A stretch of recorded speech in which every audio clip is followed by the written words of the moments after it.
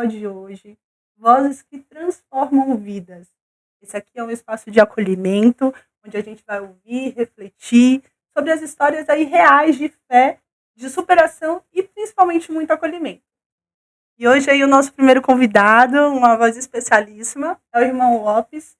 Ele que é o fundador aí, a força matriz desse projeto lindo, a Casa do Irmão Lopes, uma missão de amor que vai aí acolher e transformar as vidas. Obrigada, Lopes, estou muito feliz, é uma honra estar aqui nesse primeiro episódio. E aí eu já vou começar então com uma pergunta aí para a gente conhecer melhor e você dizer assim como tudo começou, como foi que surgiu esse projeto na sua mente e depois na sua vida. É difícil falar, gente. É um pouco difícil falar porque eu não esperava a gente abrir uma casa onde podemos acolher. E há 10 anos atrás, eu passei por um propósito, uma situação difícil na minha vida. Eu acabei entrando no mundo das drogas, experimentei várias drogas, tipo cocaína, álcool, cigarro, crack também. Cheguei a experimentar o crack. Então, assim, a partir daquele momento que eu estava num processo de depressão, eu tenho consciência que eu recebi muita ajuda naquela época. É ali que eu consegui cortar de recuperação, tratar. E aí, quando eu conheci a casa de recuperação, foi aí que eu tive a ideia, né? A Deus colocou a ideia no meu coração de, poxa, hoje você consegue receber tanta ajuda, por que você não pode fazer um projeto como esse para poder ajudar tantas pessoas que precisam também? Foi aí que surgiu a ideia do meu coração, esse espaço acolhedor, né, na minha casa, de acolher as pessoas que estão em situação. Ai, que bacana. Então você sentiu, você pôde sentir aí o amor, né, do próximo e você quis espalhar isso também, muito legal, que Sim, bacana. é muito difícil. Muita gente fica falando um monte de coisa. Muita gente aí que fala, esse cara não quer, esse cara é vagabundo, ele não quer nada com nada. E as pessoas têm essa, infelizmente, uma estrutura que tem no Brasil, as pessoas são um pouco, elas têm um pouco de preconceito com pessoas que estão em situação de rua. Eles não têm esse olhar, gente, sabe que as pessoas são gente também, eles são seres humanos, eles também necessitam de carinho, de amor, de um acolhedor. Então, assim, a gente vê em São Paulo, principalmente, a gente tem uma noção em São Paulo que, por exemplo, em São Paulo a gente tem aí, eu acho que é 97 mil pessoas em situação de rua, em Uhum. situação de vulnerabilidade, né, que não tem casa, não tem lugar para morar. É, 80% dessas pessoas que estão em situação de vulnerabilidade têm problemas com as drogas, com álcool. Então, não é só tratar dentro de um arco esse do indivíduo, da dependência do indivíduo, mas sim tratar também de outras etapas da vida dele. Ele vai precisar, Uhum. né, que é uma boa comunicação, voltar a estudar, né, ter uma consciência plana, tranquila, equilibrada, quando vem um conflito. É todo um processo. E é difícil, não é fácil. Primeiro precisa ser acolhido, né? Isso. Você teve um acolhimento muito bacana. Então, assim, como esse é um espaço que as pessoas vêm e tem a possibilidade de se desenvolver, né? E aqui no Pod Hoje a gente vai contar essas histórias. Então, a gente vai começar hoje contando da sua. Legal. Me diz aí como foi a sua infância, como que você viveu aí seus primeiros anos de vida. Me conta um pouco sobre. Mas primeiros anos de vida é muito difícil lembrar. Eu estou hoje com 40 anos, É isso. 43. Estou ficando velho. E, assim, eu tive uma vida assim, muito abençoada. Apesar da gente. Eu sou de Salvador, né? Sou da Bahia. Assim, a minha infância praticamente foi ali na Boca do Rio e também em Itapuã, na cidade de Pessoal de Salvador. Salvador aí que Um beijo, pessoal de Salvador, da Boca do Rio, Boca do Rio, Itapuã, Itapuã. Amaralina, Ituba, Vamos lá. lugares, patamares. Deus abençoe a todos. Salvador, da Bahia, né? Saudade. E aí, Salvador é uma cidade muito. Salvador não é fácil. E a minha infância em Salvador, comparada às outras pessoas que passaram por um processo difícil em Salvador, a minha Uhum. infância foi espetacular. Assim, a gente não vivia numa classe miserável, Uhum. Também não era uma classe média, mas era uma classe que não passava necessidade, tinha tudo dentro de casa. Somos em. Eu tenho 8 irmãos Sim, no total. Depois eu vou contar essa história depois para certo. o povo entender que é um pouco complexo. Mas sempre vivemos nessa, nessa situação em Salvador, onde as pessoas tinham muitos, quem tem muito, quem não tem nada, vivia na miséria. Como a gente não tinha muito, também como a gente não tinha nada, a gente vivia no meio termo. A gente tinha amigos que não tinham nada. Isso, de alguma forma, impactava na minha ideologia social, de poder, poxa, como é que eu vou pensar, fazer alguma coisa se tem meu amigo que está do meu lado, meu vizinho que mora comigo e Você passa já tinha necessidade, uma visão ali da realidade de diversas pessoas, de né? diversas Não pessoas. somente de quem você convivia ali, mas você tinha uma noção de que existe um universo de diferentes realidades. Sim, Sim, sim. legal. E você, nessa convivência aí, ainda na adolescência, na infância, você viveu todo em Salvador? Você teve alguma experiência com drogas, álcool, alguma questão assim com esse ambiente hostil durante a adolescência? Em Salvador, em si, Hum, o desenvolvimento com a droga, hum, eu não tive um processo com a droga em Salvador até os meus 27 anos.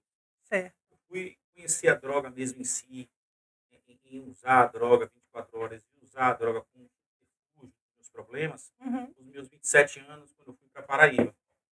Eu conheci eu tinha conhecido a cannabis sativas, que é a maconha, eu já uhum. conhecia, mas comecei a usar mesmo né, como algo natural na minha vida com os meus 27 anos. Foi dali que eu conheci a cocaína. Você já estava aqui em São Paulo? Não, eu tava na Paraíba. Ah, na Paraíba, certo. Isso, na E Paraíba. quando você veio para São Paulo, assim, questões de datas, qual era o seu objetivo quando você chegou aqui?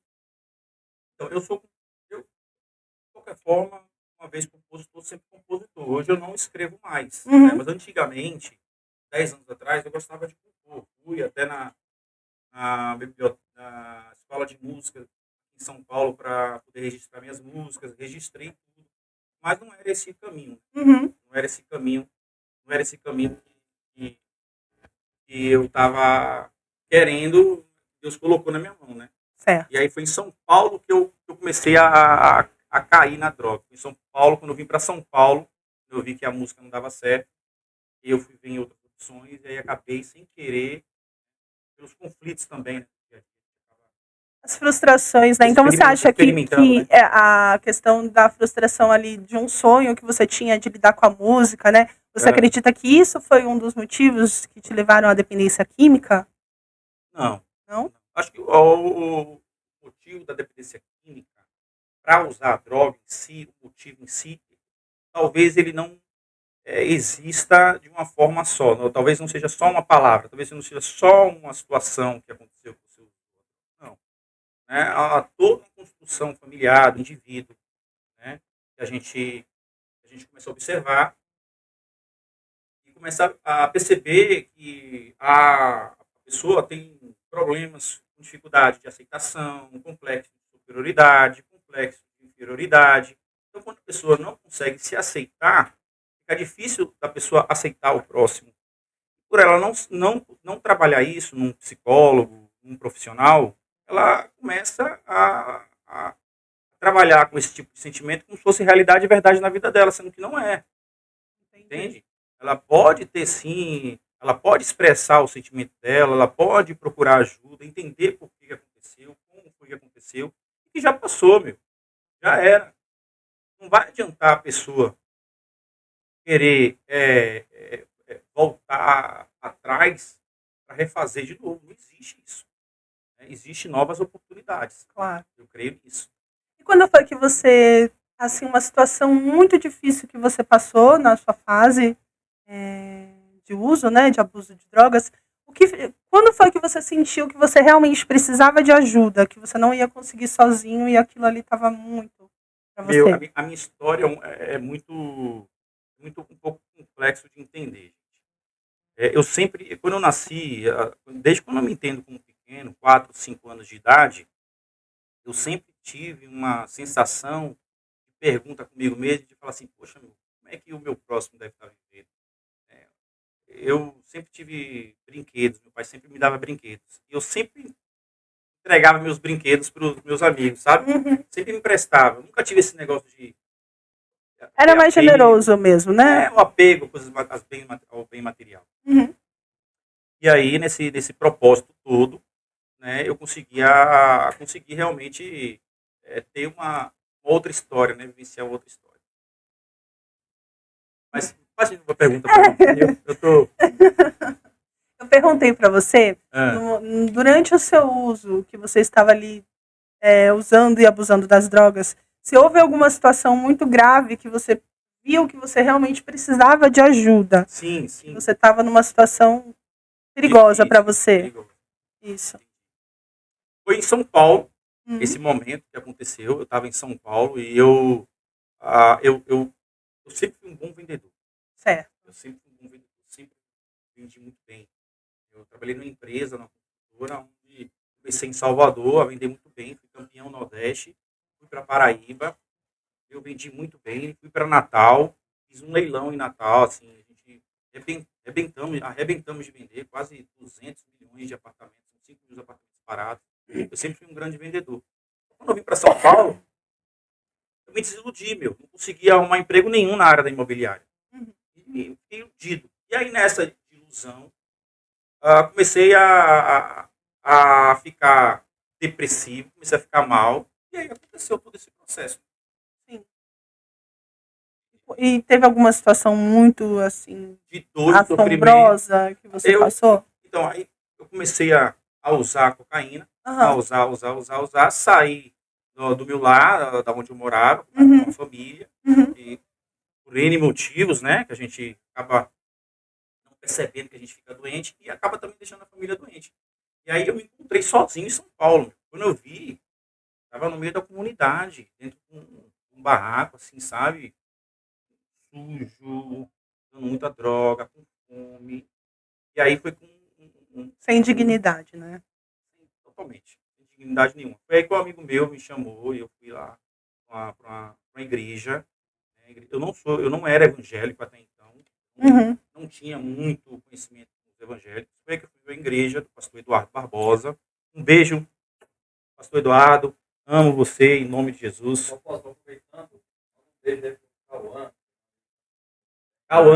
Cauã, um beijo no seu coração, meu amigo.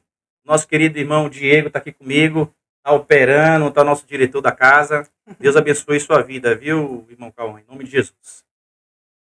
Sim, Certo. e aí foi que aí o pastor Eduardo, ele acabou me dando a oportunidade da casa dele. Era de manhã, era cedo, às 6 horas da manhã, eu bati na igreja dele lá. Eu falei, pastor Eduardo, nem conhecia muito o pastor, né? Foi eu e outro amigo dele, outro amigo meu na época que estava comigo ali, naquele momento, naquela condição terrível de drogadição. Foi aí que o pastor Eduardo me atendeu, falou para mim, meu filho, você quer oportunidade? Então vá para cá de recuperação. E aí eu Foi fui lá. essa casa que você ficou? Foi essa casa que eu Ah, fiquei. que E aí eu legal. Conta fiquei pra nessa. gente como foi essa experiência. Poxa, a experiência foi maravilhosa. Maravilhosa. Eu estava muito perdido, seco, magro, sabe?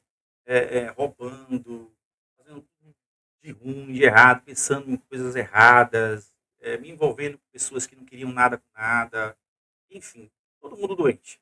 E aí, poxa, o pastor Eduardo foi uma das pessoas que, abriu a porta para mim, sabe? Eu digo assim, hoje eu só tenho tudo isso aqui porque tem um pedacinho dele aqui também comigo. Claro. O pastor Eduardo, ele me deu essa oportunidade, eu fui de ônibus, ele falou, meu, você quer, vai de ônibus. Peguei o ônibus. Aí eu peguei o ônibus, fui, chegou lá na casa de recuperação, o diretor da casa, que é o Carlos Eduardo. Carlos Eduardo, meu amigo, um beijo para você. Amo sua vida, sou muito grato pela vida do Carlos Eduardo. É um amigo meu, ele é diretor dessa casa até hoje, ele é diretor da casa. E o Dudu, eu chamo ele de Dudu. O Dudu, ele me ensinou muito, né? Ele que cuida da casa. O pastor, ele fica em uma sede e envia os meninos que precisam para essa casa de recuperação, a Êxodo, casa maravilhosa. Quais atividades vocês faziam lá? Nossa, lá a gente tinha várias atividades. Sim. A casa de recuperação sempre tem um cronograma. Sim. Porque geralmente quando um dependente ele está no processo abuso de droga, no abuso de droga, ele não tem cronograma nenhum. Ele não tem hora de acordar, não tem hora de dormir. Então, assim, a atividade mais dentro de uma casa de recuperação é mais baseado nos seus afazeres do dia a dia e do tratamento espiritual. Uhum. Tudo dentro de um cronograma. A pessoa tem hora de dormir, hora de acordar, hora de comer, todo esse processo, Uhum. que não é fácil. E você aqui na sua casa hoje, na sua experiência, você podendo passar, né? Você acredita que essa visão que você recebeu de empatia, ela mudou a sua visão social do que é preciso fazer ao próximo? Sim, com certeza. Assim, vou voltar um pouco do Dudu, Sim, porque aí eu vou chegar nessa parte aqui. boa. Eu fiquei ali no Dudu 3 anos, Hum.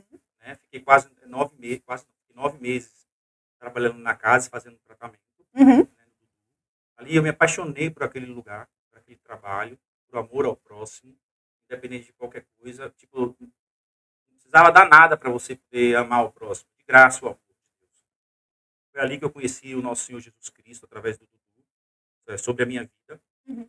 Então, por isso eu tenho tanta consciência hoje a importância de um evangelismo que seja saudável, um evangelismo que seja um evangelismo equilibrado, porque geralmente para as pessoas, Clara Mãe, que não têm conflitos e não moram em periferia, em comunidade, e muitos não passam por situações estrondosas, geralmente essas pessoas elas ficam num processo da vida mais confortável. E quem mora em comunidade, em periferia, e passa por dificuldades, por dores, meu, tem como a gente julgar. Porque assim, já vem já de berço, Uhum. do pai e da mãe que não tinha estrutura para poder dar uma educação para o filho. O filho já fica largado para a comunidade, É porque muito o reprodução, Estado né? não faz nada. Sim.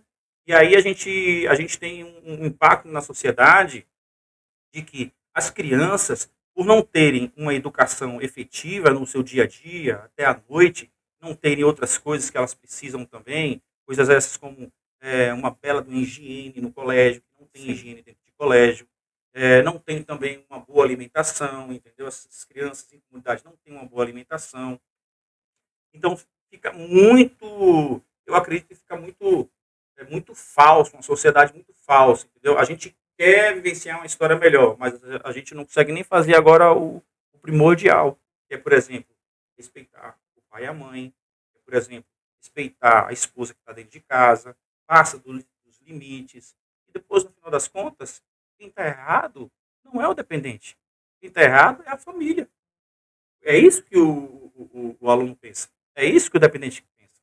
Depois que eles aprontam, fazem um monte de coisa errada, e a família interna, no final das contas, quando passa tudo, a culpa é da família. E no fundo não é, né? Não é ela. Me diz uma pessoa que você tem aí que te sirva como inspiração, como referência, alguém que você traz aí como base para melhorar, para ser alguém melhor. Se alguém É melhor, isso. nossa, eu tenho hoje 48 pessoas que Nossa, são minhas referências caramba. para ser uma pessoa melhor. Todas essas pessoas moram comigo aqui. Ai, que legal. Com A maior certeza. referência são pessoas que estão realmente querendo buscar o seu renovo. Sim. Não é só um tratamento. O mundo é um tratamento. Uhum. Acredito que a casa de recuperação não é só um espaço físico. O mundo é um lugar de se recuperar. Então, com essas pessoas aqui que estão do meu lado, esses meninos que estão morando comigo aqui, eles são para mim, são os maiores incentivadores de estar na presença de Deus. Eles são os maiores incentivadores. Eu vejo eles, eu vejo Jesus. Não olho para eles e falei, meu, eu consigo. Porque aqui é um lugar muito difícil. O que acontece? Eu, quando saí da casa de recuperação, voltando um pouquinho das perguntas, eu fui para a casa de recuperação do pastor Eduardo Barbosa e ali fiz o tratamento. Eu pensei, né, com Deus, prometi comigo mesmo, falei, meu, eu vou abrir uma casa de recuperação. Eu vou ajudar as pessoas. Só que em São Paulo, o prefeito em São Paulo, o governador, o Tarcísio, eles não ajudam. Eles não ajudam. Você acha que falta incentivo, então, do poder público Eu acho que para falta que mais projetos como o seu possam acontecer? isso. Eu acho que falta incentivo do poder público, Sim. e eu acho que falta também um pouco de boa vontade, né? Houve um tempo aí que o pessoal forjou uma lei, né, um decreto-lei, para tirar os alimentos das ruas de São Paulo. Isso para mim é uma palhaçada, meu. Com minha esposa, assim, a gente entrega alimento, é claro, há uns 4 anos na rua. Agora que a gente abriu esse espaço aqui, mas a gente entrega alimento há 4 anos na rua. E o que tem de mulher, criança, doente, precisando de alimento, criança desnutrida, meu, é algo de se chorar. É muito triste mesmo. É muito triste. É muito triste. Você vê a criança desnutrida. Eu trabalhei no CEAS de São Paulo, onde a gente pegava as crianças, as pessoas, criança, adulto, e levávamos para os abrigos de São Paulo. Fiquei um ano trabalhando com isso. Legal. Pegava, levava, pessoa ligava na nossa central, 156. Uhum. Gente, vocês que estão aí em situação de rua, não tem para onde ir, está passando por dificuldade, Isso é muito está legal. passando por um processo de dor, de sofrimento, de suicídio, venham para casa do irmão Lopes. Vem para cá. E a gente vai te acolher. Não precisa pagar nada, gente. Não precisa pagar nada. Aqui a gente vai te acolher. Vai ter banho, cama, vai ter roupa, vai ter uma vida. Porque o que acontece, claro, tem muitos aí hoje, irmãos, que estão em situação de vulnerabilidade, de drogadição, que não conhecem lugares como esse, sabe? E quando conhece, muitas das vezes, já aprontou tanto dentro das casas de recuperação que não vai mais. Sim. Entende? E acaba ficando no CTAs de São Paulo. Sim. Então, irmãos, venham para cá. Caso vocês não consigam, né, ir para um lugar como esse, ligue no 156. É o 156. Você pode passar a noite abrigado. Né, tem vários Caso não consiga, abrigos em né, São Paulo. chegar, a chácara é um pouco Isso, liga no afastada, né? 156. Mas tendo a necessidade, a prefeitura pode ajudar também. É um serviço muito Pega útil. você na porta de casa. A van vai lá, casa? pega você na porta de casa, aonde você estiver. Você ligou, você está na casa de um amigo seu, liga no 156, a van vai lá, aqui da capital de São Paulo. A van vai lá, pega você e leva você para o abrigo. Você que está precisando, está na casa de alguém, não tem como mais ficar nessa casa, liga no 156. Fique esperando lá, tá, gente? Porque geralmente o que acontece, claro, as pessoas ligam no 156 e vão embora, meu. E vão, não tem E acho que a van vai ficar procurando eles. Não vai, meu. Tem que ficar esperando aí no lugar. Perfeito. Vamos lá. Então, para terminar a sua apresentação, que a gente vai aprofundar agora na casa, no projeto, né? Mas para falar de você, assim, me fala uma frase motivacional, alguma citação bíblica, algo que te inspire mesmo aí a te ajudar durante esse tempo de recuperação. No que você se agarrou? O que você pode aí compartilhar com a gente? Eu, durante o tempo de trabalho com pessoas em situação de rua, é muito difícil falar para você uma única coisa que nos deixa firme e forte para poder continuar o trabalho. Comigo isso não funciona. Na minha mente, na minha vida é muito difícil. Eu, como também uma pessoa que já usei a droga, já abusei, na verdade, né? Tive o transtorno compulsivo e impulsivo, ou seja, qualquer momento que eu tivesse ali, tivesse a droga, eu ia usar. Então, assim, para mim, esse processo todo, é muito difícil lidar com isso e entender isso ainda. Eu não consigo entender muito bem isso, sabe? É muito complexo para mim entender isso. Mas eu acredito que existem vários fatores que hoje me deixam continuar firme e forte e livre também das drogas. Né? Fatores esses dos meninos, por exemplo, de estarem se recuperando e estão indo embora, porque fazem 6 meses e vão embora. Ontem mesmo, teve um irmão que fez 6 meses de casa, não quis ir embora, continuou com a gente. Então, toda vez que acontece isso, durante o mês, a gente vai criando forças, né? Mano, tá dando certo. Eu não acredito que seja só um motivo só. Pilar de um motivo. Existem vários pilares. Então vamos agora aprofundar na casa.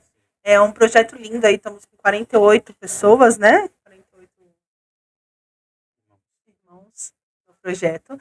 Que tem diversas atividades, então você recebe as ajudas aí de todas as instituições, né? De pessoas CNPJs, físicos. Quem quiser ajudar, é só fazer o Pix. Cadê o Pix? Pix tá aqui, Cadê ó. o Pix? Olha o Pix aqui, ó. Quem quiser doar, quem quiser ajudar o projeto. Entre aqui no Pix aqui da gente, pessoal. R$1 que você doa já é uma gasolina que você coloca para levar os outros. Irmão, uma doação que você faz para essa casa, um arroz, um feijão, um alimento que a gente coloca no prato, na mesa. Olha, aqui, claro, a gente tem 3 cadeirantes. Temos um deficiente mental. Temos também irmãos que estão com um processo esqueci o nome que fala, mais tranquilo. Fala HIV, né? Fala, Sim, ele é soro positivo. Está Tem fazendo irmãos tratamento, ele que consegue estão, fazer o acompanhamento todos que pelo estão SUS. Muito aqui. importante, o Ó, gente, é SUS importante cobre dizer isso. tudo, quem Isso. tiver qualquer problema. Isso, é muito importante dizer isso. Não é fazendo propaganda do Uhum. SUS, não. É Mas fazendo assim, sim. todos os irmãos que estão aqui na casa, eles fazem o tratamento, um processo de doença. Para fazer o tratamento completo, mas tratando inclusive do HIV, todo o programa, todo o tratamento incluso pelo SUS de graça. Então, não é vergonha, não é tabu, é importante falar. É importante falar, é importante se cuidar, se tratar, entendeu? E não se esconder, não tem vergonha. O SUS está aí, tem tratamento, é importante se cuidar.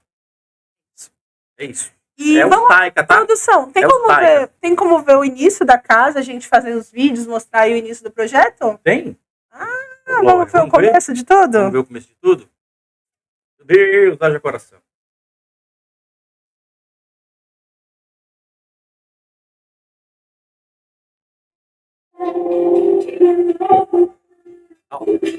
Aqui, ó, é o altar. Esse aqui é o altar que a gente está fazendo.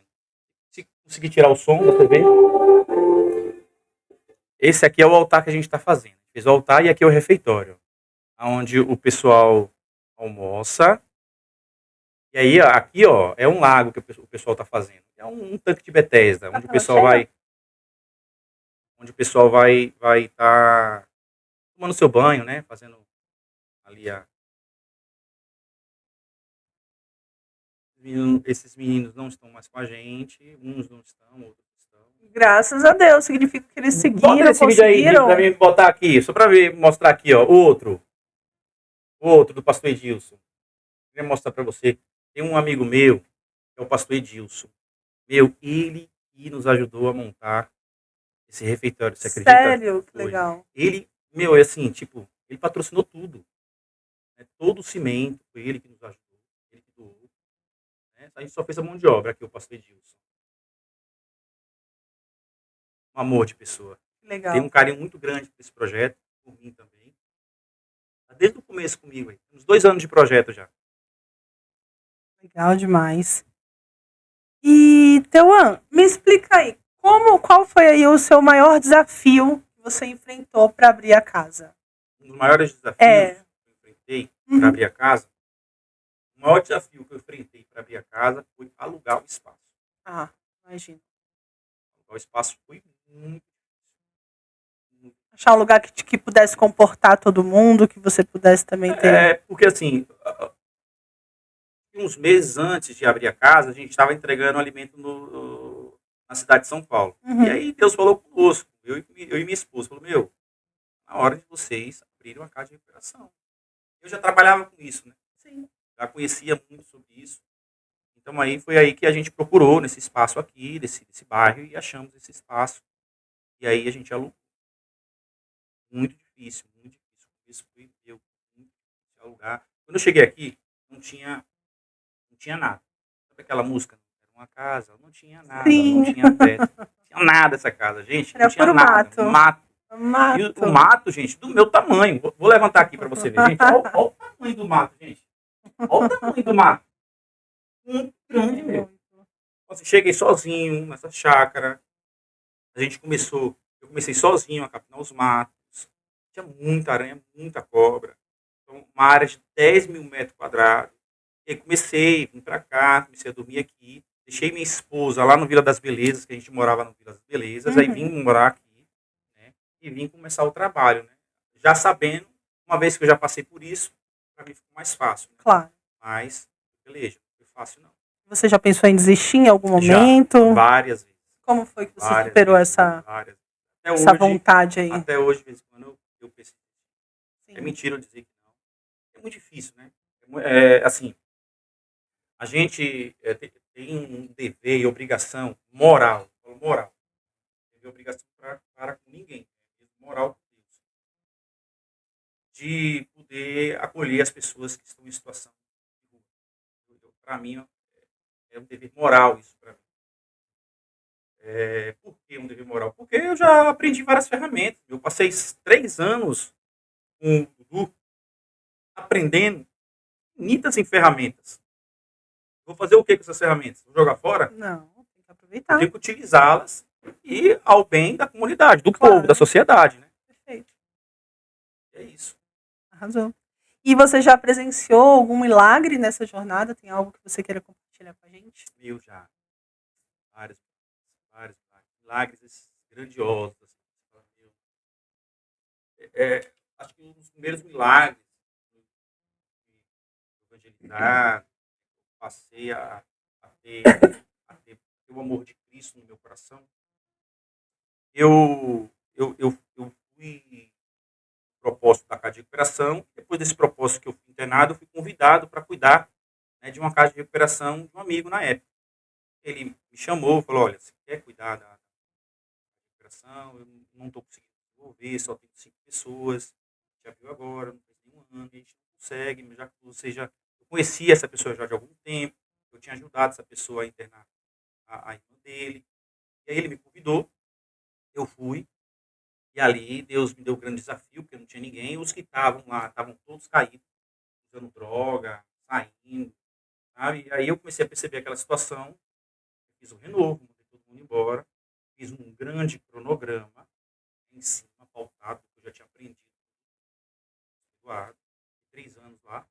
E aí comecei, nesse propósito aí, a, a fazer isso, né? A querer realmente, de fato, abrir mesmo espaço e desenvolver essa ideia. Perfeito. Legal demais. Então, agora que a gente já conhece aí a origem de tudo, o que foi a vontade, então a gente vai entrar no coração aí desse dia a dia da casa. Certo. E aí, explica pra gente quais são as atividades na prática aqui que você faz, como é a rotina estruturada desse acolhimento, quais são os trabalhos que esses jovens, essas pessoas que entram aqui, todo tipo de pessoa, Certo. não só jovem, né, pode ter aí como oportunidade para recomeçar. Eu tinha dito, eu abri aqui, essa casa faz uns 2 anos, eu e minha esposa. A gente chegou aqui, não tinha ninguém, fiquei aqui quase 3 meses, sufocado, já no último mês, meu. E aí no terceiro mês veio o primeiro, e aí veio o primeiro, veio o segundo, veio o terceiro, veio o quarto, e aí a gente foi, vieram os conflitos nesse ano, ou ano passado, vieram os conflitos desse ano também, muitos conflitos, e foi dali que Deus ele foi me dando estratégia, né? Estratégia para poder chegar até um processo melhor. Porque até então, no começo do projeto, a gente tinha muito medo de não conseguir pagar o aluguel. Sim. A gente não tinha verba para pagar o aluguel. Sim. Eu sou da classe baixa, eu sou uma pessoa que não tenho condições de estrutura financeira nenhuma, não tenho casa, não tenho carro, não tenho nada. Minha esposa também, nós somos humildes, simples, humilde não, simples, nós somos muito simples. Nós não temos riquezas. E isso tudo foi do alto, né? A gente alugou. E a história disso aqui foi muito engraçada, porque eu não tinha dinheiro para alugar essa casa. Eu não tinha dinheiro para alugar essa chácara. E aí, quando eu vi que Deus mostrou em sonhos para mim e para minha esposa, para alugar esse espaço, foi aí que eu liguei para minha irmã Aline. Minha irmã Aline, gente, eu quero falar para vocês aqui. Minha irmã Aline, ela é professora lá da Bahia. Não vamos conseguir ligar para ela aqui, porque a gente não conseguiu falar com ela. Sim. Para a gente bater um papo com ela também. Mas ela é professora, hoje ela é vice-diretora, né, de uma escola lá no interior da Bahia, em Lençóis. É uma pessoa muito, mas muito especial, assim, um doce de pessoa, muito carinhosa. Eu liguei para minha irmã uma quarta-feira, gente. Liguei para ela, falei, Vini, ela já sabia que eu tinha passado por um processo, claro, de Uhum. casa de recuperação. E aí Uhum. tinha passado muitos anos, né? Depois que eu saí da casa de recuperação, eu liguei para ela, falei, Vini, oi, eu tô aqui na sala, tô dando uma aula, mas fala aí, que eu tenho um tempinho para falar com você. Hum. Eu falei, poxa, Aline, a gente quer montar uma casa de recuperação. E a gente já tem a chácara, só que a gente não tem o recurso. Será que você não me emprestava, não? Do nada. Do nada. Ela não sabia que eu estava trabalhando, ela não sabia Aham. nada, meu. Aí ela falou assim para mim, de Deus. Minha irmã não é evangélica. Ela Aham. falou assim, de Deus. Mas ela é de Deus. Ela falou assim para mim assim, meu, liga para mim sexta-feira que eu te presto dinheiro. Eu liguei sexta-feira para ela. Quantas vezes você quer? Mandou o dinheiro. Eu vim no Quando espaço. é pra ser, né? Com fé. Com Sim. fé. Porque eu não tinha nada para continuar isso aqui. Expectativa, né? Meu, E aí você precisou, então, estruturar aí, criar as regras, né, que são de ouro. Então, não, todo aí. tratado tem combinado. E me diz quais são as regras, os pilares da E casa. aí vou chegar lá. E aí é o seguinte, e aí quando eu montei a casa, o que eu fiz? Falei, Hum. meu, eu tenho que montar um cronograma nessa casa para que o pessoal que esteja que vir para cá poder ter regra, né? Se não Claro. vai chegar aqui vai fazer o que quer. Então a gente tem um cronograma muito específico específico na convivência da casa. Sim. Não é um cronograma específico em uma religião, específico em casa de recuperação, específico em clínica. Eu quero deixar isso bem claro aqui para o povo. Gente, aqui não é casa de recuperação. É uma residência em minha casa. Eu acolho o pessoal em situação de vulnerabilidade. As pessoas podem ficar aqui, dormir aqui, comer aqui, descansar durante um período de tempo. O tempo que você precisar, para você poder voltar de novo para a sociedade, com tudo, lutar, conseguir vencer com todo mundo. Está tentando vencer também. Está vencendo, na verdade. Suas famílias. Como É isso. você conseguiu fazer esse compilado, esses pilares, esses valores? Você tem alguma referência? Alguém que você, ou algum projeto que você Sim, viu tenho. como referência? Tenho sim. Fala pra gente. Eu queria primeiro mandar um beijo, um beijão para a nossa querida irmã Eliana, da AMIC, Associação dos Amigos da Criança. Um Eu tive uma beijo. experiência tremenda na Associação dos Amigos da Criança com a irmã Eliana. Dos Com meus certeza. 17 anos até os meus 26 anos, onde ali eu tive um processo de casamento. Eu tenho uma filha, hoje quero mandar um beijo para minha filha também. Filha Sara. Sarinha, um beijo, minha filha. Eu te amo. Papai te ama muito. Se você estiver assistindo o programa, manda um alô aí pra gente, tá bom? E é isso. Essa pessoa, eu tenho uma alta referência por ela. Sim, muita referência. As comunicações que eu tenho aqui com os irmãos é através dela. A maneira de enxergar a vida, sabendo que tudo passa e que nada que é nosso, é se enxergar a referência dela. Né? Dela e de outros. A empatia e Outras o pessoas acolhimento, né? Que maravilhosas, você, que ela também deve ter outras pessoas que deu essa referência. com certeza. Agora, de pessoa que conviveu comigo, é a irmã Eliana. Eu aprendi muito, ainda aprendo muito com ela. Perfeito. E aí eu queria falar para você, assim, tipo assim, quando eu montei a casa de recuperação, eu não sabia que ia chegar nesse processo. Quando eu montei essa casa, eu não sabia que ia chegar esse processo. Por quê? A gente começou com a casa, eu comecei a abrir essa casa que eu abri como um ministério, sabe? Botei Ministério Casa do Pai. Na loucura de abrir ministério. Mal eu sabia, se eu abrisse ministério, eu teria que ter CNPJ. Sim. Tem CNPJ, ou você abrir, no caso de recuperação mesmo, no caso terapêutico, você tem que abrir o CNPJ e, além do CNPJ, vem com ela toda a estrutura que você tem que amparar para poder acolher as vidas. E aí a prefeitura veio aqui, na minha residência, fechar esse espaço, você acredita? Caramba! Veio no final do ano passado. Veio quase 9 pessoas da prefeitura, 8, 9 pessoas, com a polícia metropolitana. Caramba! Invadiram o meu terreno, invadiram aqui dentro, você acredita, gente?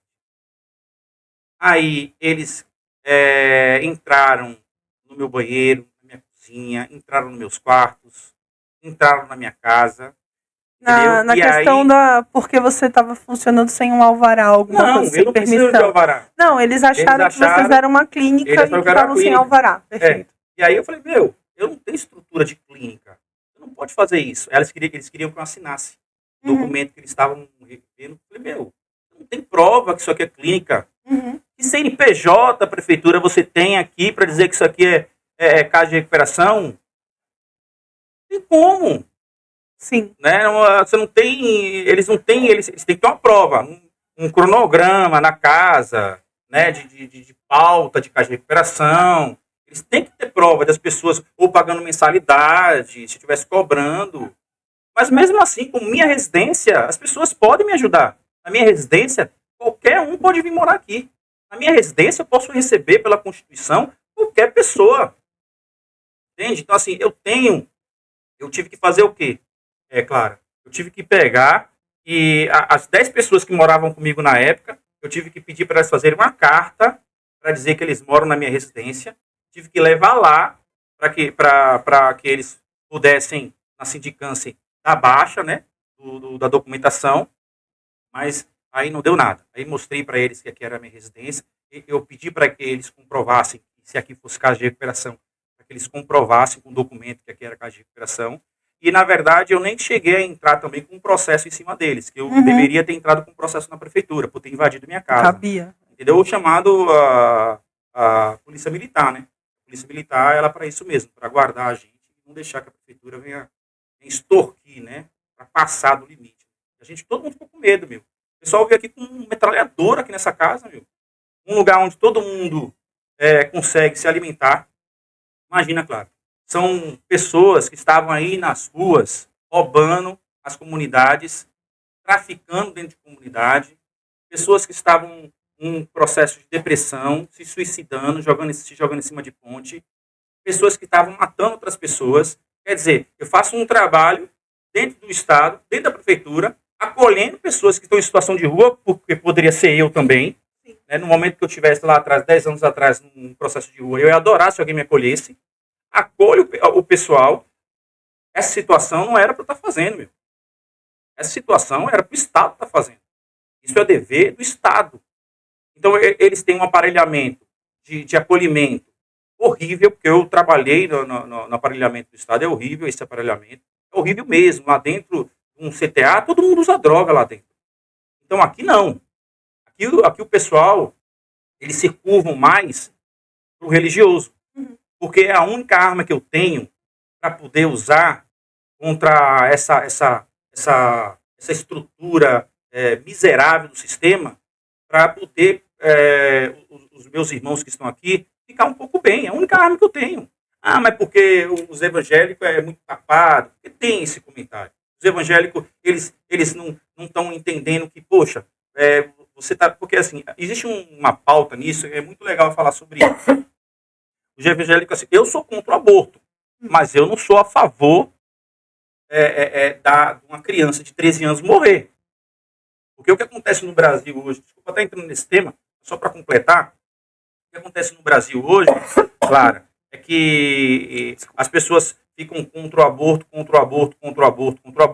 o Estado não chega na comunidade, a criança engravida com 13 anos. Não tem a educação sexual, não tem nenhuma base. O Estado não chega na comunidade, já resume o resultado. Tudo, já resume tudo. O Estado não chega na comunidade, entendeu? A criança fica ali numa situação vulnerável, entendeu? A qualquer tipo de situação, porque criança é criança, entendeu? E aí, o que acontece? Elas acabam tendo relação sexual com pessoas da idade delas, com crianças também. Elas não sabem o que estão fazendo, essa é a grande... A criança não sabe, não tem uma consciência de um bebê, meu. Não tem essa consciência. E aí, meu, o povo que mora na comunidade, que é evangélico, em vez de proteger essas crianças e trabalhar na prevenção, né, para que essas crianças não venham estar engravidando, esse mesmo povo acha que essas crianças não podem abortar. Quer dizer, uma criança de 12 anos, ela não é evangélico, não pode abortar, viu? Se a criança engravidou, erro do pai, erro da sociedade, erro da comunidade, e aí? O parto com risco de 90% de vida. Complicado. Claro que é, meu. Vamos voltar para a gente não entrar em assuntos muito polêmicos. Então, hoje você faz uma parte, claro, do que o governo deveria fazer. Hoje você acolhe aí e está fazendo também. E me diz quais são aí os principais, especificamente, o que você usa para a reconstrução da autoestima da fé dessas pessoas que frequentam a casa? Boa pergunta. Maravilhoso. Eu sempre falo para os meninos que aqui não é casa de recuperação. Eu sempre falo assim, aqui é uma casa residencial. Justamente por causa da prefeitura. E também para eles entenderem que eles têm uma família. Então, essa visão de mostrar para eles que eles não estão numa casa de recuperação, essa visão de mostrar para eles que nós somos uma família e que um depende do outro em todas as circunstâncias, e que nós, lá fora, todos nós juntos, éramos drogados, usávamos drogas, e que hoje nós estamos reunidos para poder combater essa vontade de usar. Então, eu acho que esse amor de a gente falar isso, que nós somos uma família, já deixa os irmãos mais tranquilos. Fora isso, eu converso muito, um com um, no olho, né, e sempre pergunto como eles estão. Porque, assim, o processo da dependência química é muito doido, muito louco isso. Porque existe dois tipos de a pessoa estar em abstinência. Dois tipos de abstinência. Há uma abstinência consciente, que a pessoa sabe que ela quer usar a droga. Então, assim, poxa, eu quero usar droga, eu vou embora, vou usar droga, não estou nem aí. Existe a abstinência inconsciente. Os órgãos estão gritando, o fígado está gritando, o coração está gritando, o sangue está gritando para usar. Muitas das vezes, o camarada ele não sabe o que está acontecendo, e aí acaba brigando com o líder, acaba brigando com os irmãos da casa. Que é químico, né? O corpo não quer responde. obedecer, não quer entrar sabe, em amor próximo, e aí acaba indo embora. Isso quando pega alguma coisa da casa aqui dentro, leva embora também, né? Infelizmente, isso também faz parte do processo da doença. E a participação da comunidade? Vocês têm alguns voluntários fixos que possam realizar doações ou que possam também prestar um serviço? Vocês aceitam contribuições da comunidade? Como é? Então, além do Pix, cadê o Pix? Isso aqui, ó. Pessoal, em nome de Jesus, vamos ajudar a Casa do Pai, tá? Casa do Irmão Lopes. O que acontece?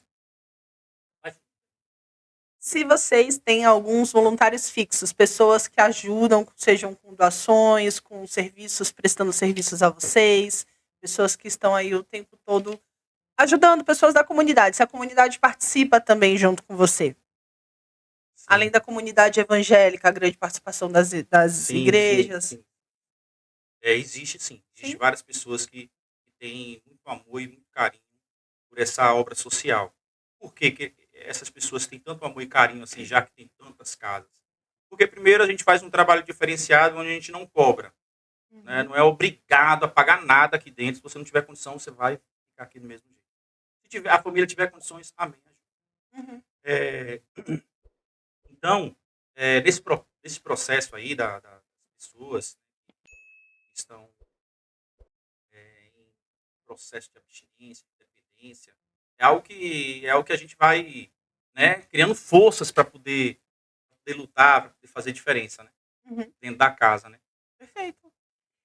Vamos fazer uma dinâmica? Vamos. Um joguinho? Vamos. Então, perfeito. Eu vou dizer uma palavra e você vai me dizer Quer o que comer toca. Um pãozinho, não? Obrigada, no momento não. Você não está servido? Não, tá uma delícia, pessoal. Estou um pouco nervoso. Então, ó, a gente vai fazer um jogo rápido, tá? Certo. Eu vou dizer uma palavra e você me diz aí o que ela representa para você nesse projeto e o que ela pode também significar no seu coração. Certo. Tá bom? Certo. Então, fé. Fé? Uhum. Fé é realização. Realização. É matéria, né? Você tem fé, você realiza, exatamente. Casa do Irmão Lopes. Acolhedor. Perdão. 24 horas. Recomeço. Todos os dias. Amor. Para todo sempre. Gostei. Exatamente. Amor para todos sempre. Perfeito. Então a gente vai falar agora sobre um tema, que é a desigualdade social. Que é por isso, no final, que a gente está aqui. Porque se fôssemos todos com as mesmas condições, né, seriam todos atendidos da mesma forma.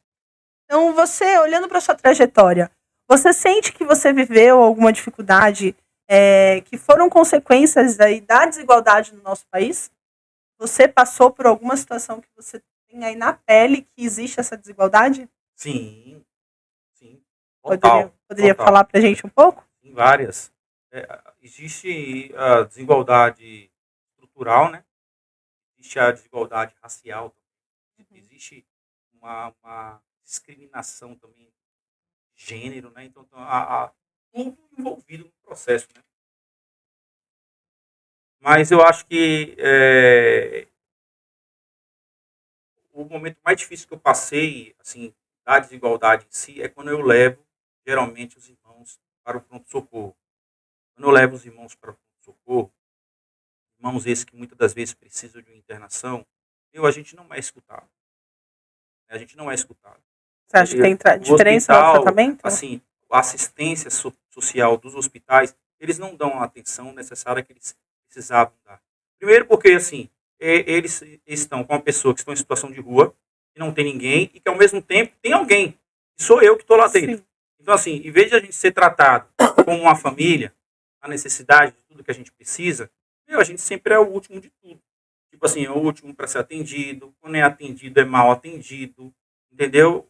Geralmente, quando os irmãos vão para os hospitais, os médicos, eles não tocam em você, entendeu? Não tocam para ver se você está bem, tocar no pulso, na coluna. Eles não fazem isso, meu. Eu tive esses dias atrás, aí, um mês e pouco atrás, tinha um irmão que estava com uma doença na virilha, tá? Muito grande, né, a testículo dele. E aí eu falei, mano, vamos para um socorro, velho. Isso aí é urgente. Aí cheguei lá, passar com o médico, a gente ficou esperando absurdamente. E quando foi passar, o médico não quis olhar. Ele não viu, meu. Que absurdo. Ele deu só uma ideia do que pode ser e deu um remédio para o irmão e pronto. Tanto que não passou. Depois o irmão teve que ir de novo. Assim, é muito difícil. Não em tudo, gente. Em tudo. Assim, tipo, poxa, quando a gente vai para uma igreja, eu levo os irmãos aqui para a igreja, tipo, mano, vamos para a igreja e tal. Né? Quando a gente vai para a igreja, quando a gente está de terno, tudo bonitão, é da hora. Todo mundo olha pra gente, né? Mas quando a gente não tá de terno e sai daqui com 7, 8 meninos para algum evento, fazer algum tipo de situação, as pessoas, elas têm discriminação, elas não gostam, entendeu? Elas discriminam, elas apontam. Tanto Pela que, aparência mesmo, né? É não, o que conta. não, só por estar dentro da casa de recuperação. Sim. Você está parando na casa de recuperação, você é discriminado. O teu Sim. irmão, amigo meu, está trabalhando, não vou falar o nome, nem vou falar o trabalho, mas assim, tipo assim, ele fala assim, aposto, não fala da casa de recuperação não. O pessoal aqui não gosta não. E realmente, o pessoal não confia, meu. Como se, Tem um estigma já, né, da pessoa que como se passou a por ali. pessoa fosse um monstro porque usou droga. Uhum. Quantos estão aí, meu? Que nem usa droga. Com droga liberada, e é um monstro, né? Com que droga rouba a nossa liberada. cidade, rouba nosso país, entendeu? Enforca nossas mães, as viúvas que não têm pai, não dá um auxílio para a criança. É muito difícil. E lá na sua infância, como era o acesso à educação, à saúde, às oportunidades no lugar que você nasceu? Na minha infância, foi uma infância assim, muito difícil, porque eu nunca fui uma pessoa assim, habilidoso em estudar. Uhum. Nunca gostei de ler, sempre fui uma pessoa, assim, sabe? E foi muito difícil para mim. Muito difícil. Depois eu fui, uns 20 anos, fui crescendo, absorvendo, entendendo o processo. E você acha que a falta de oportunidades assim na vida, ela vai levar as pessoas ao vício? Ou a uma exclusão social? Talvez não só a falta de oportunidade que leva a pessoa aos vícios, Ao mas crime, à ao exclusão crime. social? Talvez não só isso, Não? a falta de oportunidade que leva a pessoa ao crime, Uhum. ao vício. Que leva a pessoa para ter falta de oportunidades é uma falta de um bom comportamento. Quando a pessoa não tem um bom comportamento com a sociedade, uma boa comunicação com a sociedade, com a comunidade, geralmente elas se travam. E E esse nem encontra comportamento. oportunidade. Ninguém dá oportunidade para uma pessoa que não sabe conversar direito Uhum. e que não sabe escrever. E aí quem que abraça eles? Crime. O crime. Entendeu? E aí eles são abraçados e ali eles têm o crime como uma segunda família. Porque esse papel do abraçar, quem teria que fazer é a prefeitura. A prefeitura teria que abraçar os bairros, entendeu? As crianças, as comunidades. Mas não fazem isso. E o que você acredita que o Estado as igrejas, as instituições, o que eles poderiam fazer aí de uma forma mais eficaz que pudesse diminuir essas desigualdades? Eu acho que eles já estão fazendo. Já? Já, eu acho que estão fazendo. Acho que tem muita gente boa aí nesse país. Que está lutando. Né? Eu conheço muita gente assim, claramente. Muita gente que vem aqui, ajuda aqui e que tem uma instituição. Que tem uma ONG.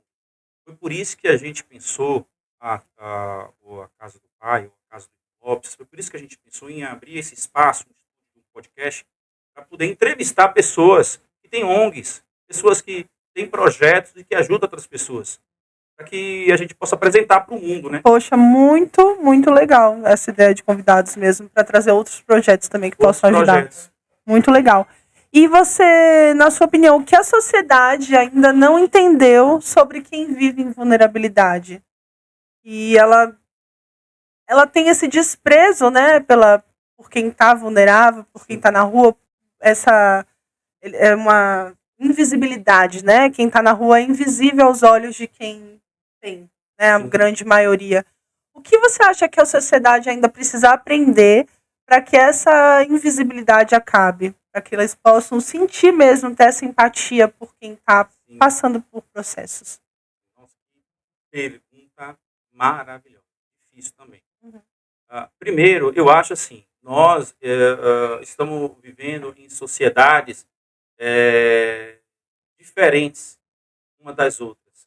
Você pode perceber, uma comunidade no Nordeste é diferente da comunidade do Sul. A comunidade do Sul é diferente da comunidade do Norte. Então, mexer com essa estrutura de um país, né, de colocar na cabeça do ser humano de que nós todos somos iguais, todos erram um dia na vida, todos erram. Né? Se não erra roubando alguma coisa, erra roubando a paz de alguém.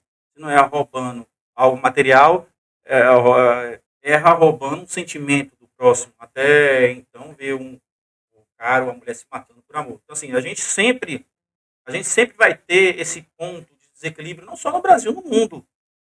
No mundo vai ter esse tipo de desequilíbrio, entendeu? De pessoas em vulnerabilidade. Talvez não uma vulnerabilidade financeira, mas numa vulnerabilidade física, onde não tem saúde nenhuma, fica na beira da morte. O que adianta ter tudo e estar doente e não poder usufruir da vida? Então, assim, no Brasil, como tem uma extrema pobreza imensa, eu acho que uma das ideias da gente ter uma nova população, um novo povo, uma Novo nova olhar, né? consciência, Uma um nova novo olhar, consciência, assim. eu acho que isso tem que partir primeiro do povo, né, lógico, mas tem que partir também do povo do povo que tem um alto executivo, o povo que tenha Poder aquisitivo. poder aquisitivo, né, o povo que tem condições. Né? Eu acho que tem tanta gente que tem dinheiro, tanta gente boa que tem dinheiro nesse mundo. Sabia, Clara? Eu acho que tem muita gente boa que tem muito dinheiro, meu. Eu não falo dinheiro de mil, não. Falo dinheiro de Fala milhões. dinheiro de Falo verdade. dinheiro mesmo, de bilhões. Pessoas que têm empresas, entendeu? Uhum. Multinacionais. Tem 4 ou 5 empresas no Brasil. Tem muita gente boa, meu, que quer ajudar. Só que eles não... como o Brasil já vem com uma dependência, né, de ter as coisas, de poder usufruir das coisas, então o povo fica, né, desesperado. É como você vê um monte de gente querendo as coisas, querendo comer, e aí você vai, pô, mano, o cara tá roubando pão ali, é vagabundo. Não é assim, meu. Existiu um porquê para aquilo acontecer. Uma cadeia de consequências, uma cadeia né? de consequência. O camarada vai sair para roubar um celular, para usar droga. É que eles falam em São Paulo, fazer uma fita hoje. Vamos roubar um celular. E junta com outro irmão, sobe em cima da moto e vai roubar celular para usar droga. Acabou o dinheiro, vamos roubar um celular.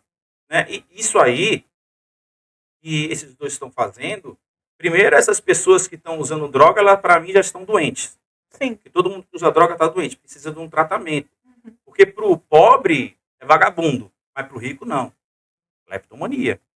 Viu? Não é doença. É uma doença. Então, assim, o que a gente acredita? A gente acredita, meu, que se a gente conseguir envolver, né, o poder privado com a gente no processo da salvação de vidas, ou seja, de retirar essas pessoas da droga e voltar de novo para a sociedade, vai ficar mais fácil do que o Estado. Porque o Estado, eu acredito assim, quem controla o Estado não são pessoas que pensam uma com a outra, são pessoas distintas, diferentes. Sim, com interesses diferentes Com também. interesse diferente. E representando pessoas Interesses diferentes. entende? Então você não tem. O vereador vai representar as empresas do município, Sim. o deputado estadual vai representar o que o Estado precisa e o deputado federal vai representar o Estado lá fora. Deveria ser para o bem comum, né? Mas quase nunca é. Nunca é. Nunca é. E vem cá, o que você acha que a Casa Irmã Lopes ela ajuda aí a romper esse ciclo de exclusão e ajudando as pessoas a terem um novo caminho? Como que a casa ajuda as pessoas? Então, a gente faz assim. As pessoas que estão em situação de vulnerabilidade, que estão em situação de rua, como a gente já trabalha, eu trabalho há uns 10 anos com pessoas em situação de rua, né? Em casas de recuperação, em acolher pessoas para levar para casa de recuperação. Eu estou há 2 anos com esse espaço aqui que eu aluguei para poder acolher as pessoas que estão em situação de rua, mas no meu caso, como residencial, eu não sou jurídico, não tenho nada com jurídico aqui nesse endereço, então é residencial, então acolho o pessoal. Meu contrato está com residência, tudo aqui é uma residência. Aí, graças a Deus, o Estado não pode me embargar e não pode me tirar daqui, eles não podem fazer isso. Mas, repete a pergunta para mim, por favor, Clara. Eu perguntei como que a casa ajuda o acolhido, né, o interno, a sair desse ciclo de exclusão. Sim, e poder fazer um novo caminho. E aí, nesse intuito, a gente acolhe as pessoas aqui dentro. E aí, a pessoa, quando chega aqui dentro, ela chega para um processo de tratamento. E qual é o processo de tratamento? O processo de tratamento é assim, ela chega, ela fica os 15 primeiros dias dentro da casa, sem ter comunicação com ninguém, só com o pessoal da casa, não pode sair também, são os 15 primeiros dias sem ter comunicação com ninguém, principalmente se tiver família. Se tiver família, a gente não pode ter mesmo. Os 15 primeiros dias para quê?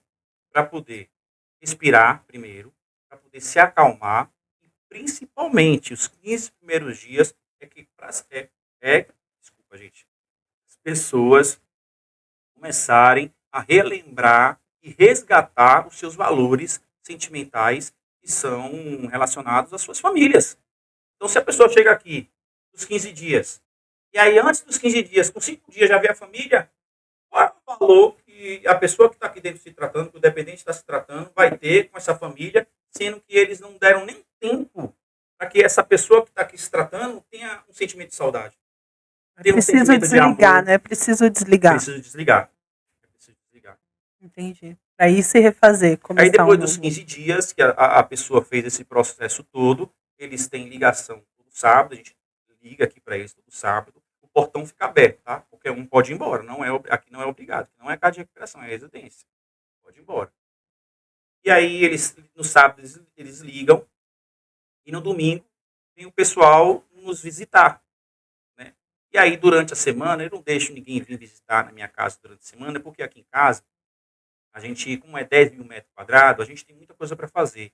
Tipo, a gente está aqui limpando os matos, limpando o terreno, nós estamos fazendo uma piscina bem grande para que a gente possa ter uma vivência legal, né, com os meninos. Estamos também trabalhando para montar uma quadra de futebol aqui dentro, é muito grande o espaço, né? É maravilhoso. Então, assim, isso tudo corrobora para que os meninos que estão aqui dentro comigo, morando aqui comigo, possam se sentir vivos de novo, se sentir bem e voltar para a sociedade de novo.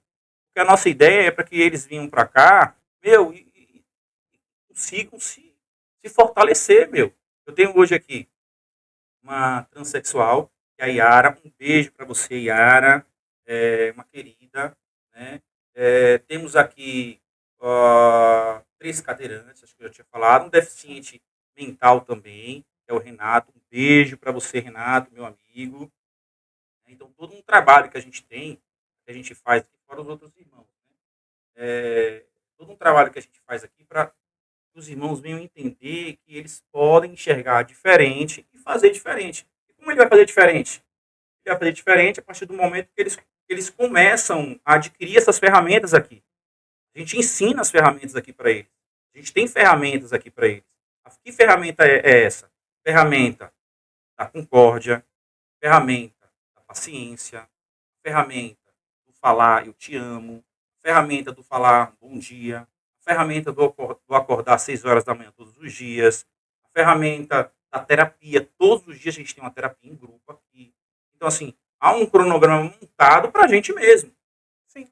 Entendeu? Para que nós possamos nos erguer a nossa cabeça e falar, meu, já foi. Eu sempre falo uma coisa para os meninos aqui.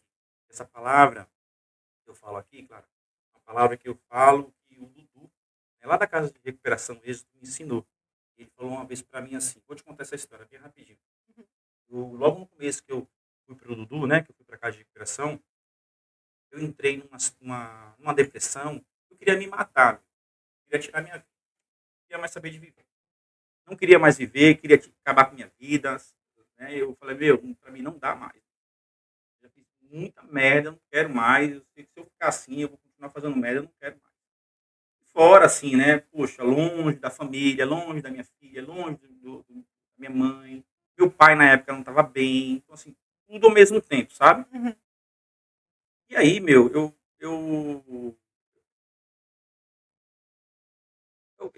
fiquei num processo tão difícil, tão difícil, tão difícil. No primeiro mês, eu tentei me matar. Tentei tirar minha vida. Peguei uma de noite, na madrugada. Eu peguei um cinto, guardei do lado da minha cama, junto com um cinto bem grande. E ali eu virei a cabeça, né? E falei assim, mano, eu acho que eu falei, né? Porque o irmão que estava do meu lado ouviu. Falei, mano, hoje não faço minha vida. E eu já estava pensando em tirar minha vida já de umas 2 semanas, né, na casa de recuperação onde eu estava internado. Falei, mano, hoje não passa. Hoje eu tiro minha vida. Não dá mais pra mim. Perdi tudo, não tenho mais nada. Já era. Hoje eu tiro minha vida. Aí eu pensei, né, nesse dia em tirar minha vida, era meia-noite. E aí, lá na casa de recuperação do pastor Eduardo, tem um refeitório. No refeitório tinha uma viga bem grande, dá pra prender na viga e tirar minha vida. Eu já estava tudo planejado para tirar minha vida. E aí eu virei a cabeça do lado assim, falei, mano, hoje eu tiro hoje, não vai passar. Só que o meu amigo que estava do meu lado, estava fazendo um tratamento comigo, que era o irmão Joseph, meu amigo, beijo no seu coração, amo sua vida, saudade de você, meu amado. O irmão Joseph ouviu. Nessa que o irmão Joseph ouviu, levantou da cama, era meia-noite, foi falar com o Dudu. Falou, Dudu, o Papito, ele quer se matar, meu, ele falou que quer se matar. Brincadeira não, ele falou, eu ouvi ele falando. Aí nessa, Dudu levantou, era meia-noite, levantou da cama, foi lá conversar comigo, né? No quarto da triagem. Aí ele falou, Papito, o que você tem? Ah, não tô bem não, irmão. Vamos conversar, vamos ali conversar. Não, não quero conversar não. Obrigado, não quero conversar não. Ficou umas meia hora, velho. Juro pra você. Meia hora, 40 minutos. Dudu ali falando comigo. Eu falei, puxa, meu, não dá, não dá, não dá, não dá, não dá. Falei, mano, meia hora, eu falei, mano, tá bom, vai, vou descer. Aí desci. Eu era do beliche, né? Desci. Vamos lá na cozinha conversar. Aí começamos a conversar, conversando com ele. Aí coloquei tudo pra fora que tava no meu coração. Tudo mesmo. Falei, mano, vou colocar tudo que tá no meu coração. Coloquei tudo pra ele pra fora. Comecei a chorar, meu. Chorar. E falei pra ele, mano, não tô aguentando mais. Eu vou tirar minha vida. Falei pra ele assim nesse momento. E ali foi um momento muito bonito, porque ele falou assim pra mim, Papito, eu amo. Meu, não importa como você começou a sua história. O importante é como você quer acabar ela. E ali Deus foi maravilhoso comigo. Imagina. Sim.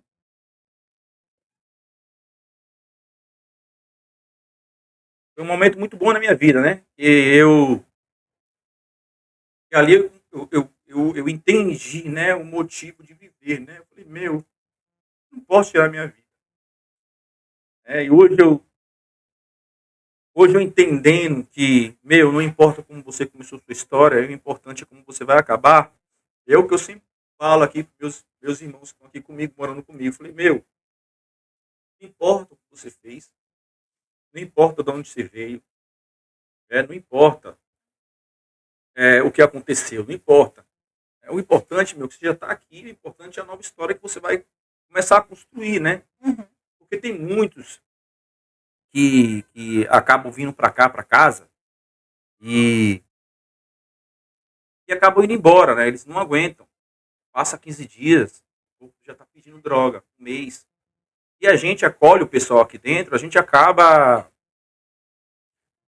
tendo uma relação de amigo, Se né? apegando, Se né? apegando, né? E quando a pessoa vai embora, tipo assim, a gente fica muito triste. Eu, principalmente, particularmente, fico muito triste, porque eu sei o que vai acontecer. Eu sei que essa pessoa vai sair daqui, ela vai pegar as roupas que ganhou, né? Vai uma biqueira, né? Na lojinha, vai trocar tudo, usar tudo de droga. Ou seja, todo o trabalho que você faz aqui de 5 meses, né? De 3 meses, de 6 meses, não é que é jogado tudo fora, não é. Mas quando a gente vê a pessoa caindo, dá uma aflição no nosso coração, sabe, cara, que a gente fala assim, poxa, será que eu estou fazendo certo? Será que esse é o caminho mesmo? Porque é muita dor, né? Para a gente já dói de falar nisso. Imagine para o irmão que está fazendo isso. Sim. Porque para ele deve doer muito mais, meu. Eu falei, pô, meu, eu recebi a ajuda toda do irmão, eu tive tudo aqui, e ainda estou pegando as coisas dele, ainda vou vender, ainda vou usar droga. Então, assim, para ele é pior ainda. Ele deve sofrer muito mais. E para voltar para a realidade, quando se faz isso 1, 2, 3 vezes nas casas de recuperação, esse camarada voltar de novo a tomar uma consciência, a consciência única de que o que é certo, se perde, não dá. É muito difícil. Eu imagino. A gente está chegando então no bloco 6, que são as vidas transformadas. Sim. A gente vai falar sobre as transformações que a Casa Irmão Lopes vem fazendo, né? O verdadeiro legado de vocês são as vidas que vocês transformam. Sim. Então, se você pudesse escolher apenas um, qual é o testemunho que mais te marcou, que você carrega no coração esse tempo que você está aqui com a casa? Acho que o maior testemunho que mais me marcou, vou falar 2, posso? Fala, claro. Primeiro sou eu. Sim. Porque eu me lembro quando eu estava internado numa casa de recuperação, eu não tinha esperança mais de nada. Eu não tinha esperança. Eu tinha esperança assim, vou trabalhar, voltar na minha vida de novo na comunidade, na sociedade, vou conseguir vencer. Mas quando a gente está dentro de uma casa de recuperação, a gente não tem muita esperança, né? Então, A sua história te marcou bastante, como o fato de você recomeçar. E dentro aqui da casa, qual foi o momento mais emocionante de toda a caminhada como fundador? Qual é o testemunho sim, que você pode dizer pra gente? primeira a alegria da gente conseguir montar toda a casa. Uhum. E no começo foi muito difícil. Se no começo a gente montar a casa de recuperação, ter, por exemplo, geladeira, fogão, meu, muito difícil. Eu não sabia que a gente ia conseguir. Graças a todos os irmãos, aos parceiros, gente, todos os pastores. Eu posso dar um abraço aqui para os pastores? Claro que sim. Gente, eu queria mandar um abraço a todos os pastores, todos os irmãos, tanto pastor como irmãos católicos, irmãos espíritas, todos os irmãos que me conheceram, que eu conheço. Quero mandar um beijo, um abraço para vocês. Irmãos esses que nos ajudam aqui, irmãos que nos levam alimento nessa casa. Gente, esse trabalho é muito importante. São 50 pessoas que poderiam estar aí na comunidade roubando, se prostituindo, matando, ou morrendo também, sofrendo, e hoje estão felizes, dando risada, contentes. Eu quero agradecer vocês, porque esses meninos só estão aqui hoje por causa de vocês. Todos os pastores, todos, eu não quero falar aqui nome, são todos os pastores, todos os pastores. Quero mandar esse grande beijo, em nome de Jesus. E qual a importância da família para o aluno? E como os alunos que não possuem essa família e a visitação, qual é a realização que vocês fazem nesses casos? A família do aluno que não tem essa família para dar esse acolhimento aí nos dias de visita. Nossa, é muito difícil. Muito difícil porque tem alunos que vêm de outros estados, tem aluno que já separou mesmo da família há mais de 20 anos, E a gente faz todo um propósito para reencontrar essas famílias, né? Então, quando um aluno vem para cá e não tem família, primeiro a gente é a família dele. Depois a gente tenta encontrar a família dele de volta e convidar a família dele a vir para cá, né? E a Legal. começar a participar desse projeto também com a gente, né? Não é um projeto só de tratamento. Eu sempre falo pro pessoal que nós somos uma comunidade. Sim. Aqui nós queremos sempre ajudar o próximo e ser ajudado também na medida do possível, né? Um encontro maior de todo mundo ficar bem.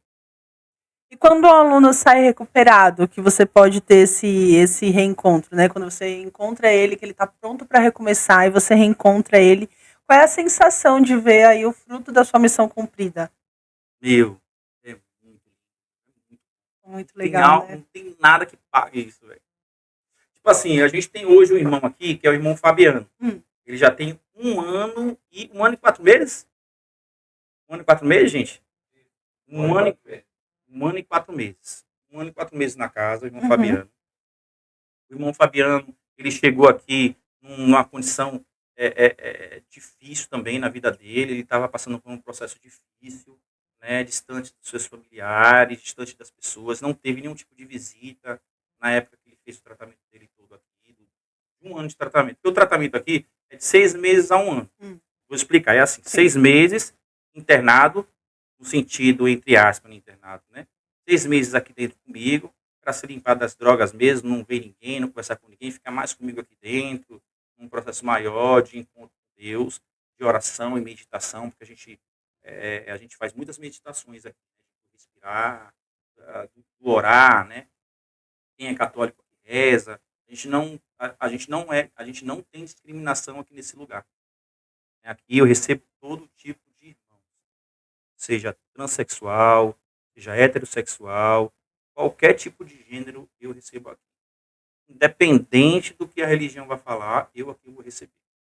Aqui na minha casa eu posso. Então eu acolhi esses dias aí, só para completar isso aqui, uma transexual, uma amiga minha, Yara, eu mandei um beijo para ela, e 25 casas, recusaram ela. Como é que eu vou deixar de recusar uma vida, gente? Que loucura é essa? Então esse é o processo, né, da nossa vida. E qual é o objetivo e a preparação que os alunos que já estão prontos aí para a ressocialização eles recebem? Quais são as orientações? Então, aí tem o irmão Fabiano, né, só para completar, e aí já vai para essa pergunta. O irmão Fabiano, ele conseguiu fazer o tratamento durante 1 ano de tratamento. Depois dos seus 6 meses, o que eu fiz com ele? Falei, vamos procurar um trabalho. E aí ele hoje está trabalhando. Já tem, acho que, se não me engano, 6 a 7 meses de trabalho registrado. Legal. Voltou com a comunicação com seus familiares de uma forma maravilhosa. Hoje ele está muito bem, ele é um exemplo para nossas vidas aqui dentro. E assim, quando a gente vê um irmão assim, que consegue, sabe, sair desse processo, né, desse enxergar de droga, e começa a ir para um processo de enxergar de família, de crescimento financeiro, crescimento espiritual, isso não paga. Eu imagino. Nada paga. Felicidade não paga, gente. Não paga. Então a gente vai fazer mais um joguinho aqui para conhecer a sua visão de mundo. Tá. E eu vou te fazer 6 perguntas de forma rápida, certo. Tá? Então você vai dizer a primeira coisa que vier na sua mente. Certo. Vamos lá. Um sonho. Sonho? Um sonho? Um sonho. De creme. É impossível, eu acho que é meio impossível esse sonho, mas posso falar? Não, nada é impossível, pode falar. Não, mas assim, acho que seria impossível. Nada é impossível. Mas eu posso falar meu sonho? Pode. Meu sonho é poder ter meu pai de novo comigo aqui. Ah, não, aí é. E dar um abraço nele e falar que eu amo. Mas seu pai deve estar muito feliz. Ele deve estar muito feliz e realizado, te vendo de lá de cima. Vendo o propósito que você está tendo na sua vida. Papai do céu, ele deve estar com o papai do céu. Com certeza. Então tá, um sonho impossível realmente. Um medo. Medo? Uhum. Eu tenho medo de quase tudo. De barata. Não. Barata. Eu tenho medo de barata. É sério isso? Tenho medo de barata. Eu vejo barata, sai correndo. O presente é... Barata, minha filha, eu não aguento não. Barata, eu vou embora. presente? O presente é? Não, eu vou falar sério. Meu Você vai falar medo, medo? Tá, é, então meu, tá me- bom. meu medo, gente, é de não poder exercer um trabalho como esse. Parar de ajudar os outros. Morro de medo disso. Parar de ajudar o próximo. Boa. O presente é? Maravilhoso. O passado foi? Perfeito. O futuro será. Tranquilo. E a vida é? Vida é? É uma maravilha. Eu acho que a vida ela é mais que uma maravilha. A vida é para se viver. Exato. Exatamente. Sobre os futuros, então, do projeto. O futuro, ele nasce do que acreditamos hoje. É. Quais são os próximos passos, os sonhos grandes que a casa tem? O que você pretende, além da piscina, que já foi o spoiler, o que você pretende aí trazer para o espaço? Pro espaço? É. Então, pro espaço eu pretendo montar, primeiro, 2 alojamentos Sim. grandes, para que nós possamos... Quantas pessoas A em gente cada tem um alojamento? projeto aqui de atender 500 vidas aqui nesse lugar. De uma vez? 500 vidas. 500 pessoas aqui 500 dentro? 500 Caramba! pessoas. 500 pessoas com os alojamentos, Sim, sim. né? A gente pensa em fazer algumas secretarias da saúde, uma secretaria só de saúde, que fale só de saúde, uma secretaria só que fale de educação, secretaria que fale de prevenções, Uhum. enfim, também uma secretaria de psicólogos pudesse estar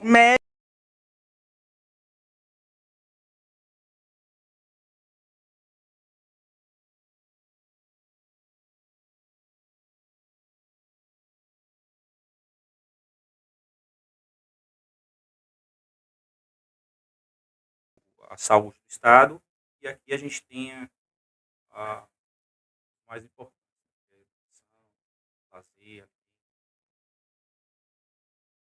E Porque a quais? doença, um dependente químico, na verdade, uma doença de uma pessoa que está em situação de vulnerabilidade, a doença é muito mais psicológica do que uma doença física externa, entendeu? Onde uma ferida está exposta. Sim, Então, sim. assim, o trabalho do psicológico aqui, eu acho que é mais importante aqui dentro do que, por exemplo, o médico que não vai, eu levar ele num posto, vai ter o mesmo atendimento. Não, com certeza, com certeza. E você tem intenção de abrir outras unidades ou expandir a atuação em outras cidades? Sim. Sim? Eu tenho intenção da gente, no futuro, abrir uma casa de recuperação. Né? Sair dessa nossa casa aqui, Uhum. né? E a gente montar realmente uma casa de recuperação para que a gente possa ter aí uma ajuda do Estado, que é muito importante a ajuda do Estado. Se o Estado tivesse uma consciência maior e pudesse nos ajudar, ajudar as pessoas que têm residência e acolhem pessoas em situação de rua, no Brasil, para mim, era essencial. Essencial agora é isso. Sim. Entendeu? Era o Estado, o governador, fazer um decreto-lei onde ele pudesse colocar ali todo mundo que acolher pessoas em situação de rua vai ajudar, vai ganhar uma porcentagem do Estado por cada pessoa. Era para ser assim. E você já tem alguma parceria, alguém, empresa comunitária que tem aí que possa te ajudar nessa missão? Temos. Você já tem? Temos parcerias com pessoas físicas. Sim, físicas, né? pessoas físicas ainda. E uma parceria com um hortifruti do Sim. Riviera. Para eu mandar aqui um beijo para Dona Socorro. Deus abençoe a senhora. Gerente lá do Riviera, do hortifruti. Deus abençoe a senhora, Dona Socorro. Ela Muito sempre obrigada. nos ajuda. Muito obrigado.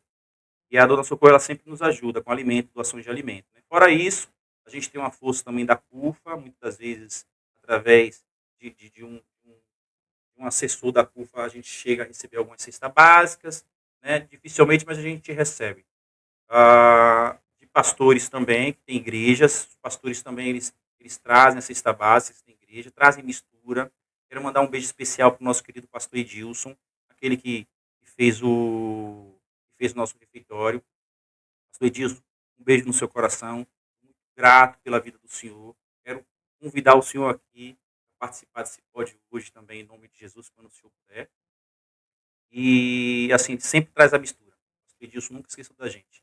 Sempre trouxe mistura, sempre teve interesse pela alma, por pessoas. E é nisso que eu combinei muito isso com ele. Né? Ele me atraiu muito nisso. Saber que existem pessoas que passam Perfeito.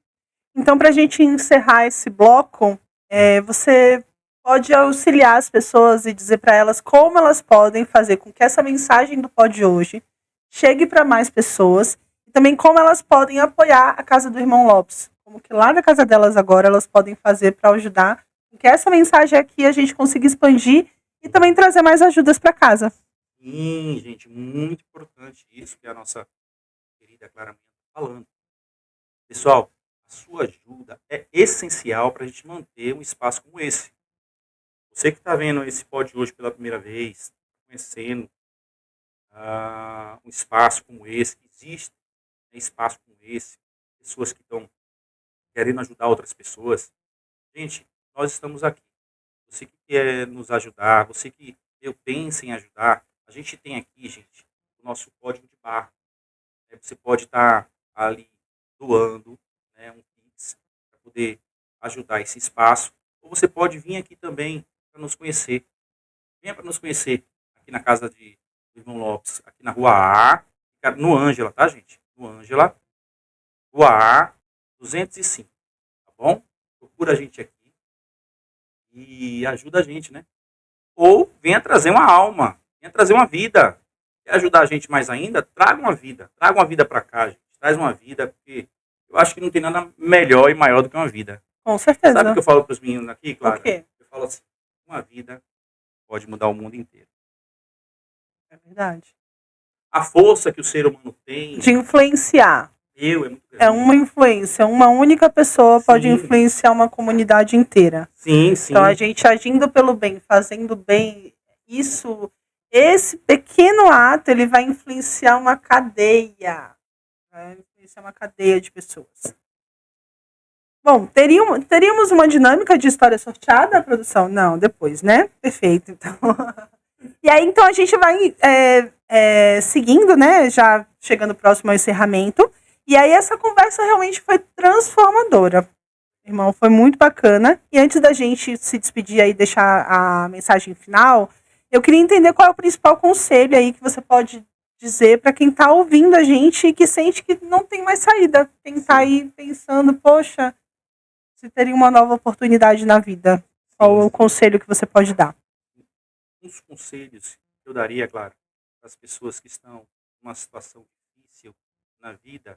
Primeiro, irmão, é você fazer uma oração, rezar, não sei como você entende, mas faz uma oração. Faz uma oração primeiro, se concentra. Tá difícil onde você se encontra, não tá fácil, orar com os parentes. Eu estou num processo difícil de droga, eu não sei mais o que eu faço, eu estou incontrolável. Procura ajuda. Entre em contato com a gente aqui nesse canal. A gente vai te ajudar. A gente conhece outras casas também, outros lugares também, tem esse mesmo projeto, esse mesmo trabalho. E a gente vai te acolher. Vai te acolher. Eu tô... tipo assim, claro, eu tô morando na rua. Tipo assim, semana que vem vamos despedir, eu não sei para onde eu vou. Entendeu? E assim, pessoal, vem para cá, a gente vai te acolher. Tá? Independente de qualquer coisa, a gente vai te acolher com muito amor e com muito carinho. É um dos propósitos que a gente tem, claro, para São Paulo. A gente tem um propósito para São Paulo, a gente tem um planejamento para São Paulo. A gente fez um projeto para São Paulo e a gente quer executá-lo, mas lógico que sozinho a gente não consegue. Só vai conseguir com todo mundo junto. Então, qual é a nossa ideia? A gente tem aí 98 mil pessoas em situação de ruas, de vulnerabilidade na capital de São Paulo. São 98 mil pessoas. E aí, a prefeitura vai atender como essas 98 mil? Porque os CTAs não estão dando certo. Então, a nossa ideia era implantar na capital de São Paulo 50 casas como essas, 50 casas acolhedoras. Não é casa de recuperação, não é casa CNPJ, são 50 casas de pastores ou irmãos que se identificam em cuidar dos outros e que possam receber essas pessoas em situação de rua nas suas casas. Lógico, com todo o amparo do Estado. Então, a gente queria pedir para você, governador, nos ajuda, meu. A gente tem aqui esse lar onde eu recebo por ano 1.000 pessoas, 1.200 pessoas por ano eu recebo aqui.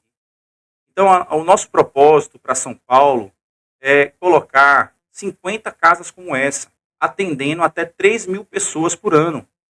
Se a gente tiver 50 casas como essa, atendendo até 3 mil pessoas por ano, a gente tem 150 mil pessoas atendidas por ano em São Paulo. Então a gente tem esse projeto para amanhã. Ano que vem a gente vai estar junto com a política para poder... A gente entende que através da política a gente consegue recursos, não só o recurso de uma boa educação, saneamento básico, segurança, enfim, saúde, não só isso, mas o recurso de poder a gente ter a ferramenta certa para utilizar quando a gente precisa, meu. E acho que a maior parte das pessoas, a ignorância das pessoas em São Paulo é por não saber que existem ferramentas em São Paulo que elas podem estar usando. Entendeu? Essa é essa dificuldade. Então eu tenho um compromisso com São Paulo. Meu compromisso com São Paulo é a gente trabalhar e fazer 50 casas de recuperação. E dessas 50 casas a gente atender 3 mil pessoas por ano. 3 mil pessoas por ano daria 150 mil pessoas sendo atendidas em São Paulo. 150 mil pessoas já é o suficiente para atender os 97 mil pessoas, 98 mil pessoas que estão em situação de rua em São Paulo, gente.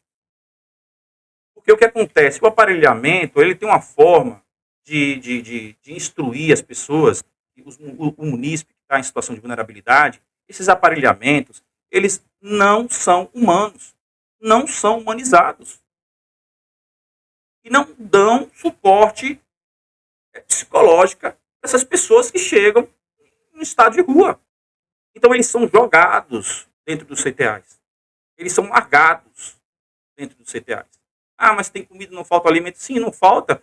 Não tem que faltar mesmo. O Brasil é um dos países mais ricos de alimentos do mundo. Nós estamos em primeiro lugar na agropecuária. Nós estamos em primeiro lugar na construção civil. Nós estamos em primeiro lugar em fabricação de produtos internos.